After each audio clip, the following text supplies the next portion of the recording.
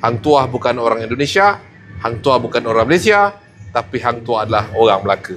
Hang Tuah berasal daripada Pulau Bentan, dan Bentan itu sebenarnya dulu adalah dalam wilayah kerajaan Kesultanan Melayu Melaka.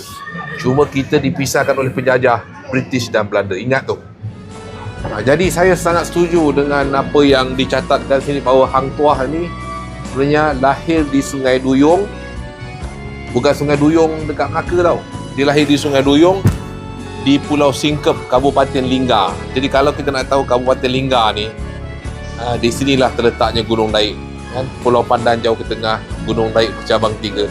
Hancur badan di kandung tanah, budi yang baik dikenal juga. Jadi Gunung Daik ini terletak di Kepulauan Daik Lingga. Jadi Hang Tuah dilahirkan di sana, tapi dibesarkan di Pulau Bentan. Dari Bintan ke Pulauan Riau,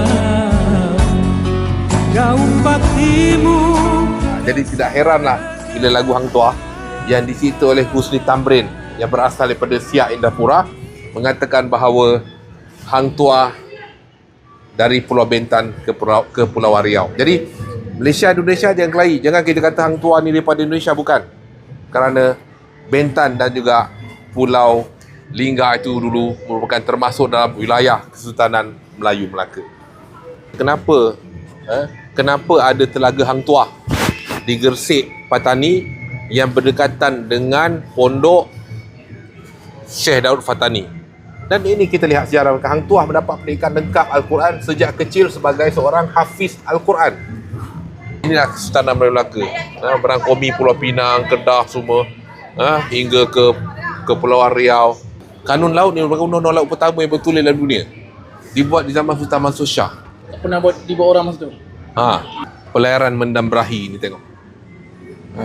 Sampai ke Jakarta, sampai ke Tuban. Tuban inilah yang sangat dekat dengan kerajaan Kesultanan Islam di Demak, di Tuban. Demak ni letaknya di Tuban, dekat dengan Tuban. Dan sampai ke ni tengok, sampai ke Champa. Dulu nama dia Champa, bukan nama dia Indochina. Dan di sinilah kita panggil peranan Maulana Malik Ibrahim ataupun Ibrahim Samarkand dalam mengislamkan Champa. Kerajaan Islam Champa. Dan hari ini kerajaan Islam Champa dah hilang. Akhirnya sebahagian daripada mereka berhijrah ke Melaka, tapi kita panggil orang Kemboja. Mereka bukan orang Kemboja.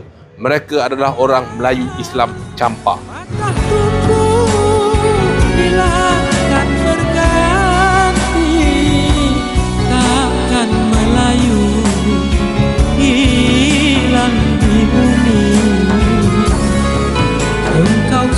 Saya dah sampai ke Sulawesi, saya dah sampai ke Papua Nugini. Mereka semua boleh cakap Melayu. Berarti rumpun Melayu ni bukan di sini.